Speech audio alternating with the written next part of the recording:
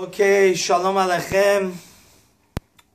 I want to say ladies and gentlemen, but it's more gentlemen today because women don't need to get drunk on Kippur. So I wanted to talk about a very misunderstood and maybe sometimes misused halacha, because like I said earlier this morning in my Yom Kippur is such a precious day that we could get onto a level that we can't even achieve on Yom Kippur. You understand that? Yom Kippurim, the Arizal says.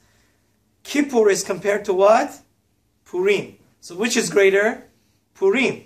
So it's a more difficult highway to take, to tap into the energy of Purim.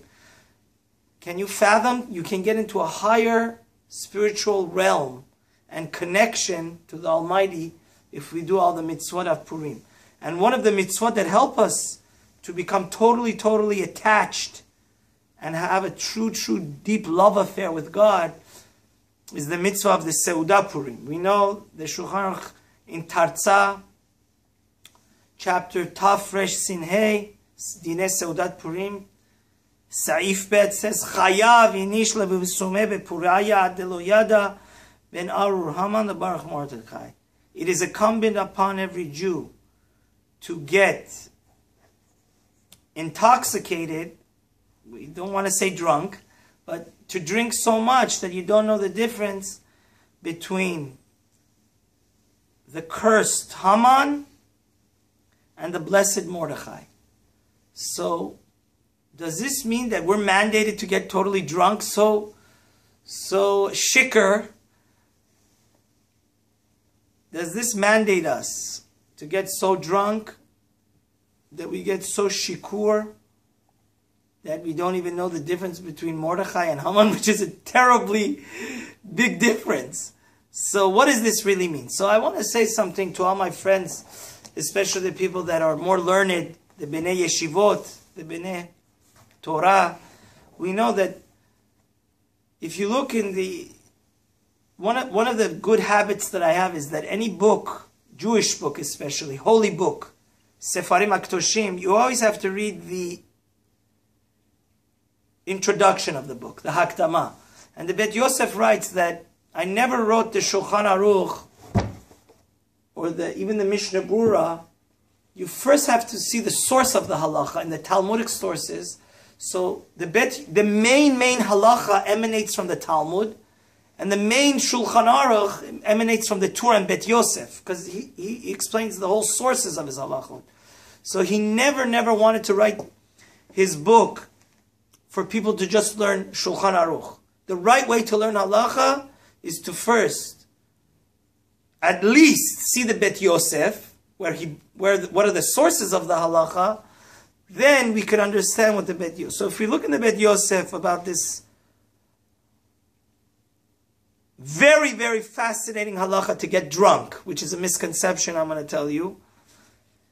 So if we see the Bet Yosef says that Memra de Rava, the source of this Gemara, go look in the Gemara Megillah, page Zayin Amud Bet. So the Bet Yosef says, Katva Tosefot, de lo yada ben Arur Haman lebaruch Mordechai Arur Zeresh Baruch HaEster Elohim Kol HaRishaim וכן כתב הר"ן, כלומר דאין בין ארור המן לברוך מרדכי לחוד אל אפילו שתא טובה לא תאי. So the Rabbeinu Nissim, one of the greatest Sephardic Rishonim, says that even if you drink a lot, even if you have to get so stoned cold, even if you drink a lot, you're going to know the difference between Mordechai and Haman. So what is the difference? So the Ran already is giving us a warning sign that things don't mean like they sound. כלומר, דאין בין ארור המן לברוך מרדכי לחוד אפילו שתא טובה לא תאי, וכתב הר"ן בשם רבנו אפרים דעמי עובדא. We know that in the Talmud, one of the rabbis got drunk and he killed his friend. So, the position of the Rabbeinu Ephraim is that this whole halacha doesn't really mean what it means. This that Rava says, because the Gemara says you have to get so intoxicated that you don't know the difference between Mordechai and Haman, but then the Gemara brings a story that somebody did that. So, and it caused somebody to die. And he actually resurrected him from the dead. Next year he said, join me again. He said, no. The miracles don't happen every day. So we know that the shita of the Rabbeinu Ephraim is that for sure this whole halacha doesn't even apply. But I don't want to get into much of the details. I just wanted to tell you a beautiful thing from Rav Yechiel Milunil. One of the great Rishonim that the Bet Yosef brings. He wrote a book called Orchot Chaim. And the Bet Yosef brings down this halacha in the tour, which means that the Bet Yosef is telling you, when I wrote over here, Chayav Inishla B'Sumeh, you should get so intoxicated to know the difference. You want to know what that means? Because he doesn't say here in the Shulchan Aruch what it means. He says, is a Jew allowed to get drunk? Well, look what one of the Rishonim has to say about this. Chayav Inishla B'Sumeh lo sheishtaker. The Orchot Chaim says, God forbid it means to get so stone drunk. Getting drunk is the biggest sin. It's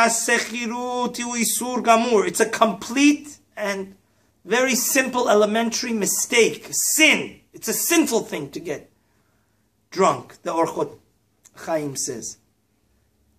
There's no bigger sin than getting drunk. Why? Because you know, when somebody's drunk, you don't need to look too far to those fraternities that tell you terrible, terrible things happen. When women and men are drunk, the worst sinnings. And the Orchot Chaim says,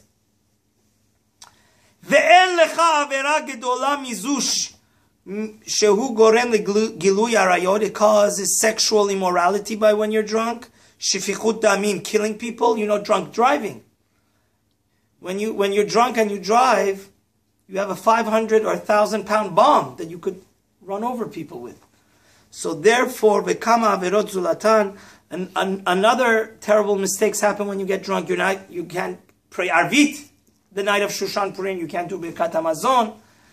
So, so I just want to say something, that the Orchot Chaim and Rashi, if you look at Rashi, most Rishonim understand this very interesting mitzvah is not to get so stone drunk. No, that's a misconception. And I want to say a disclaimer here. I called the Rosh Yeshiva. I was with him for this Seudat Purim 12 years ago, and I called him a few days ago to make sure that I got the story right. The Rosh Yeshiva said that he was by many of the Gedolim. By Rav Shach, the Stipler, which was the father of Rav Chaim Kanievsky, Rav Ruderman, the Baal Avodat Halevi, the founder, the great founder of our yeshiva in Eretz Israel, and I think Rav Steinemann, many Gedolim in Bnei Brak, many, and he said that when he was with them for the Purim Seudah, he saw none of them got drunk. So we know that there's a concept, Gadol Shimusho Yoter Min Limudo. How do we understand how to carry out our Judaism? It's like a surgeon. When right, you have to go to what? Residency. When you see in actuality how another surgeon is not theoretically, but practically doing the surgery, that's why it's a tremendously powerful mitzvah to learn Torah, but you know it's a more powerful mitzvah?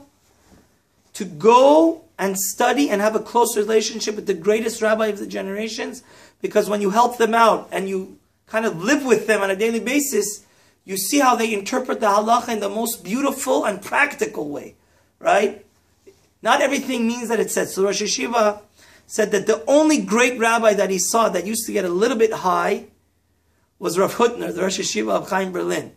But even Rav Hutner would not get so drunk. So therefore, I hope that everybody shares this video. For sure, such a holy day that can be more meaningful and powerful and awesome than Yom Kippur, it would be a travesty, it would be a terrible thing to misuse it and get drunk. We see also the Rambam holds that Rav Ovadia brings it in his footnotes of Chazan Ovadia, lest you tell me that the Sephardim would say it is okay to get stone drunk. But we see even the Rambam, which is our great teacher. I mean, there's no Sephardic rabbi that is greater than the Rambam. The Rambam understands this halacha as saying what? You should drink so much that more than usual. So you're drinking a little bit more to get in a jolly and happy mood. And then that's going to cause you to get a little bit, because, wine causes us to get tired. And then when you sleep, you don't know the difference between what? Mordechai and Haman. Maybe we'll do another video to explain what the Netivot said. I heard from Rav Kalevsky, Rosh Yeshiva, my Rebbe, Mori Rebbe, that Arur Haman and Baruch Mordechai, the ultimate meaning is much more deeper. But may Hashem help everybody, bless everybody, to use prudent judgment, and to realize that I heard from my Rosh Yeshiva, Harav Aaron Feldman Shlita, that he witnessed many of the greatest rabbis of our generation and past generation, that none of them got stone drunk. So if there are leaders, there are shepherds, there are guiding GPS and light, therefore there's no necessity by any means to get so drunk. It means to drink more than usual, to get happy, and may all of us have a very happy and meaningful Purim. Amen.